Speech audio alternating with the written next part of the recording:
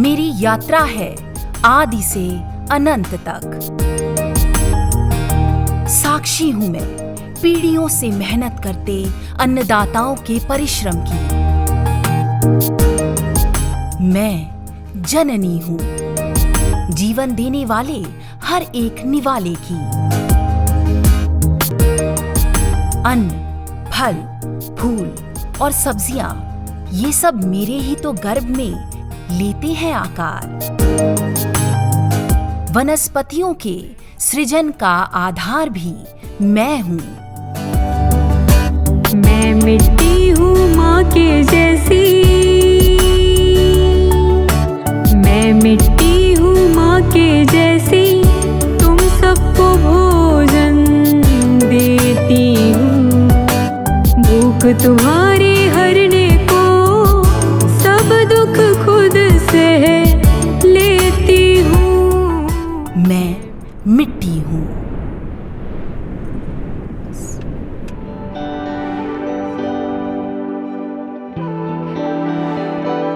अन्न, औषधि, कपड़ा, ईंधन, आप तो बस गिनते जाइए। जीवन के लिए जरूरी तमाम चीजों की उत्पत्ति या सृजन का आधार मिट्टी ही है। हवा, पानी की तरह ये मृदा भी प्रकृति का मानवता के लिए एक अनमोल उपहार है। सदा से जीवन का आधार रही मृदा मां जैसी ही तो है। जैसे स्वस्थ मां खुशहाल परिवार की बुनियाद बनती है, वैसे ही मिट्टी अगर स्वस्थ है तो बेहतर पैदावार पक्की। जीवन के लिए जरूरी मिट्टी कितनी बेशकीमती है, इसका अंदाजा आप इसी से लगा लीजिए कि 10 सेंटीमीटर उपजाऊ मृदा बनने में यही कोई 2000 साल लग जाते हैं। लेकिन इसकी ठीक से सार संभाल न हो तो एक बारिश, जी हां, सिर्फ एक बारिश इसे नष्ट करने के लिए काफी है। हमारी लापरवाही हमारे लिए या हमारी आने वाली पीढ़ियों के लिए भारी न पड़ जाए, इसीलिए यह समझना जरूरी है कि वे कौन सी नासमझियां या नादानियां हैं जो हमारी मिट्टी को कमजोर बना रही है। तो सबसे पहले बात असंतुलित उर्वरक के उपयोग की। हमारे देश में विभिन्न भूमियों और फसलों में असंतुलित पोषक तत्वों का उपयोग एक बहुत बड़ी चुनौती है। अधिक उत्पादन लेने की होड़ में हम मृदा स्वास्थ्य को बहुत गहरा नुकसान पहुंचा रहे हैं। उर्वरकों के अंधाधुंध उपयोग से कृषि लागत में लगातार वृद्धि हो रही है, परंतु उस अनुपात में उत्पादन में वृद्धि नहीं हो पा रही है। इसका बुरा असर हमारे पर्यावरण पर पड़ रहा है। गत कई वर्षों में मिट्टी में बहु पोषक तत्वों की कमी आई है व पोषक तत्व न्यूनता वाले क्षेत्रफल में भी वृद्धि हुई है, जिसका असर टिकाऊ खेती के साथ साथ फसल की उपज व गुणवत्ता पर भी देखने में आ रहा है। साथ ही मृदा व मानव स्वास्थ्य पर भी इसका प्रतिकूल प्रभाव देखा जा रहा है। इस समस्या के निदान के लिए मिट्टी की जांच के अनुसार उर्वरकों की संतुलित मात्रा, जैविक खादों, हरी खादों व जैव उर्वरकों का उपयोग करना चाहिए, जिससे हम मृदा स्वास्थ्य व वातावरण को कायम रख सके। दूसरी बड़ी समस्या फसल अवशेष या आम बोलचाल की भाषा में कहें तो पराली जलाने की है। फसल कटाई के बाद खेत में बचे फसल अवशेषों को जलाने से मृदा के साथ साथ वायु भी प्रदूषित होती है, जिसके परिणाम स्वरूप मृदा में उपस्थित जैविक कार्बन व आवश्यक पोषक तत्व नष्ट हो जाते हैं। मिट्टी में उपस्थित मित्र कीटों व सूक्ष्म जीवों पर भी प्रतिकूल प्रभाव पड़ता है। उनकी संख्या में कमी आती है। अधिक धुएं से मनुष्यों में श्वास संबंधी बीमारियां होने लगती है, जो कि एक गंभीर समस्या है। फसल अवशेषों का खेती में सही ढंग से उपयोग करके हम पोषक तत्वों में अच्छा खासा इजाफा कर सकते हैं। इससे मृदा की सेहत भी सुधारी जा सकती है। फसल अवशेषों के उचित प्रबंधन के लिए हैप्पी सीडर से फसल की बुआई करें। बुआई से पूर्व फसल अवशेषों पर माइक्रोबियल डिकम्पोजर का छिड़काव करें। इससे फसल अवशेष जल्दी सड़कर मृदा की उर्वरा शक्ति को बढ़ाते हैं। इस प्रकार हम मृदा व मानव स्वास्थ्य के साथ ही पर्यावरण को भी उत्तम बनाए रख सकते हैं। अब बात करते हैं मृदा क्षरण की। मृदा का क्षरण मृदा स्वास्थ्य की एक बड़ी समस्या है। मृदा क्षरण के कारण भूमि की उर्वरा शक्ति एवं उत्पादन क्षमता घट जाती है, जो देश की अर्थव्यवस्था को कमजोर करती है। मृदा क्षरण अत्यधिक वर्षा व तीव्र हवाओं से होता है।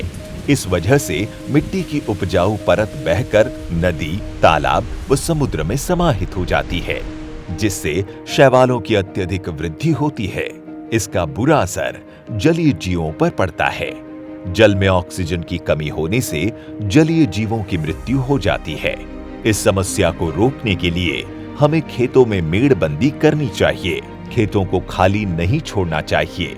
असमतल भूमियों में कंटूर कल्टीवेशन, स्ट्रिप क्रॉपिंग व सीढ़ी नुमा खेती करना चाहिए।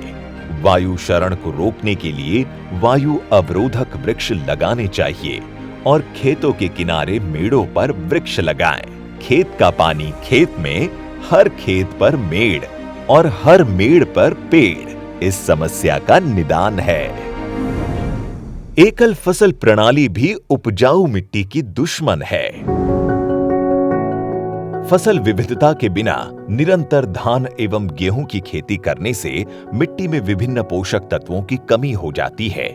इससे किसानों को रासायनिक उर्वरकों और कीटनाशकों पर निर्भर होना पड़ता है। एक ही भूमि या खेत में वर्ष दर वर्ष एक ही प्रकार की फसल उगाने से कीट और रोगों के प्रकोप की आशंका बढ़ जाती है। इससे निजात पाने के लिए हमें ऐसी फसल प्रणाली अपनानी चाहिए जिससे जमीन की उर्वरा शक्ति बनी रहे और कीट व रोगों की समस्या न हो। इसके लिए आवश्यक है कि हम एकल फसल प्रणाली जैसे धान एवं गेहूं को न अपनाकर उपज क्षमता के अनुरूप उथली जड़ वाली फसलों के बाद गहरी जड़ों वाली फसलें जैसे दलहनी फसलें, हरी खाद आदि को फसल चक्र में शामिल करें। यदि हम ऐसा फसल चक्र अपनाते हैं तो भूमि की उर्वरा शक्ति सदैव के लिए बनी रहेगी। चलिए अब समझते हैं कुछ तकनीकी बारीकियों के बारे में। मोटे तौर पर समस्याग्रस्त भूमि को 3 तरह की भूमि में बांट सकते हैं: अम्लीय, क्षारीय और लवणीय। पहले बात करते हैं अम्लीय भूमि की। हमारे देश में भूमि का एक बड़ा भाग अम्ल की समस्या से ग्रसित है। ऐसी भूमि का पीएच मान 6.5 से कम होता है।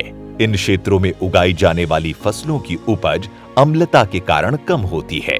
इसके सुधार के लिए मिट्टी की जांच के अनुसार चूने का प्रयोग करें, क्षारीय उर्वरकों का प्रयोग करें व अम्लरोधी फसलें जैसे आलू, गोभी, मूंगफली, मक्का आदि उगाएं। अब समझिए लवणीय भूमि का समीकरण। खेती में उपयोग किए जाने वाले सिंचाई स्रोतों जैसे ट्यूबवेल के पानी की प्रकृति लवणीय होना, खेत में जल निकास की उचित व्यवस्था न होना, बार बार एक ही गहराई पर खेतों की जुताई करने और नहरी क्षेत्रों में जल स्तर का ऊंचा उठने के कारण भूमि में लवणता की समस्या आती है। इन भूमियों की सतह पर सल्फेट व क्लोराइड आयन वाले लवण एकत्रित होकर सफेद परत के रूप में भी दिखाई देते हैं। इनमें उगाई गई फसलों के बीजों का अंकुरण कम होता है और खड़ी फसलों के मध्य में विभिन्न आकार के गोल घेरे में कम बढ़वार वाले पौधे दिखते हैं। भूमि में लवणों का स्तर अधिक होने पर पत्तियों के अग्र सिरे झुलसकर पीले पड़ जाते हैं। अंततः पौधे लवणों की अधिकता के कारण नष्ट हो जाते हैं। लवणीय मृदाओं का सुधार उपस्थित लवणों को हटाकर ही किया जा सकता है। इसके लिए ऐसी भूमियों में खेती को छोटे छोटे टुकड़ों में बांटकर मेड़बंदी करें और 10 से 15 सेंटीमीटर तक पानी भर दें। लीचिंग के जरिए घुलनशील लवण जल में घुलकर पादप जड़ क्षेत्र से नीचे चले जाते हैं। साथ ही जल निकास की पर्याप्त व्यवस्था करें। लवणों को खुरचकर खेत से बाहर करें। खेतों की गहरी जुताई करें व लवण रोधी फसलें जैसे जौ, गेहूं, सरसों, बाजरा, कपास आदि उगाएं। क्षारीय भूमि। इन भूमियों को ऊसर भूमि भी कहा जाता है। इनका निर्माण प्रायः शुष्क, अर्ध शुष्क व अपर्याप्त जल निकास वाले क्षेत्रों में होता है। इन मृदाओं में सिंचाई देने या वर्षा के बाद उनके निचले भागों में जल भराव की स्थिति रहती है। पानी के सूखने पर 1 से 2 सेंटीमीटर तक चौड़ी दरारें पड़ जाती हैं। इन भूमियों का पीएच मान 8.5 से अधिक होता है, जिसके कारण उनमें उपस्थित जैव तत्व मृदा जल में घुलकर कुछ समय बाद वाष्पन द्वारा भूमि की सतह पर जमा होने लगते हैं।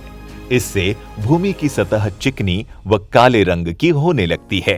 क्षारीय भूमियों की भौतिक दशा बहुत ही खराब होती है। इससे उपजाऊ व उर्वरा शक्ति का ह्रास हो जाता है। इन भूमियों के सुधार के लिए मिट्टी की जांच के अनुसार जिप्सम व सल्फर युक्त उर्वरकों का प्रयोग करें। समस्याएं कुछ और भी है, मसलन जल भराव की समस्या। जल निकास की उचित व्यवस्था न होने से देश में वर्षा के बाद जो निचले क्षेत्र हैं, उनमें जल भराव की समस्या एक आम बात है। नहरों के किनारे वाले खेतों में भी ये समस्या देखी जाती है। इन क्षेत्रों में भूजल स्तर बढ़ जाता है और नहरी इलाकों में लवण की समस्या पैदा हो जाती है। इसके कारण मृदा में वायु संचार की कमी आ जाती है और इसका दुष्प्रभाव मृदा और पौधों की वृद्धि व विकास पर पड़ता है। इस समस्या से निजात पाने के लिए सतही या जमीन के अंदर उचित जल निकास की व्यवस्था करें या धान जैसी फसलें उगाएं जो जल की अधिकता को सहन कर सकें। भूमि का समतलीकरण करें ताकि अतिरिक्त पानी का जमाव नहीं हो और प्राकृतिक जल निकास शीघ्र हो जाए। अपशिष्ट जल का सिंचाई के रूप में प्रयोग। उद्योगों व शहरों से निष्कासित अपशिष्ट जल के जरिए कृषि योग्य भूमि पर सिंचाई करने से मृदा स्वास्थ्य पर बुरा असर पड़ता है। प्रायः किसान अपशिष्ट जल को शहरों के नजदीक सब्जियां उगाने में उपयोग करते हैं। इससे मृदा में अनेक प्रकार की भारी धातुओं जैसे शीशा, क्रोमियम, कैडमियम व आर्सेनिक आदि का समावेश होता है। इन भारी धातुओं का स्तर अधिक होने पर आवश्यक पोषक तत्व के अवशोषण के साथ साथ मृदा में क्षारीयता की समस्या पैदा होती है। साथ ही भूमि की उर्वरा शक्ति क्षीण होने का खतरा भी बना रहता है। ये भारी धातु न केवल मृदा स्वास्थ्य व फसल उत्पादन क्षमता को प्रभावित करते हैं, साथ ही मनुष्यों में भी अनेक प्रकार के रोग पैदा करते हैं। अतः विभिन्न उद्योगों इकाइयों को ये सुनिश्चित करना चाहिए कि इस तरह के अपशिष्ट जल को विसर्जित करने से पहले उसे सही ढंग से साफ और शुद्ध करें। तो भैया कुल जमा बात ये समझो कि अगर अपने परिवार और अपने आने वाली पीढ़ियों का ख्याल रखना है तो मिट्टी की जांच के आधार पर संतुलित उर्वरक का उपयोग करें। फसल अवशेष न जलाएं, फसल चक्र अपनाएं और हर खेत पर मेड़ और हर मेड़ पर पेड़ लगाएं। इससे मिट्टी का रंग रूप, सांचा ढांचा सब दुरुस्त रहेगा और वो हर तरह की फसल लेने के योग्य बनी रहेगी। मिट्टी माँ को सेहतमंद रखने के लिए वक्त रहते चेतने की जरूरत है। अगर इसकी अनदेखी की तो हम तो इसका खामियाजा भुगतेंगे ही। आने वाली पीढ़ियों के लिए भी ये भूल भारी पड़ेगी। सेहतमंद रहूंगी तो सबकी भूख हरूंगी मैं। माँ हूँ आंखें ममता से तुम सबका ध्यान रखूंगी मैं। मिट्टी हूँ माँ के जैसी, तुम सबको भोजन देती हूँ। भूख तुम्हारी हरने को सब दुख खुद से लेती हूँ। मैं मिट्टी हूँ माँ के जैसी।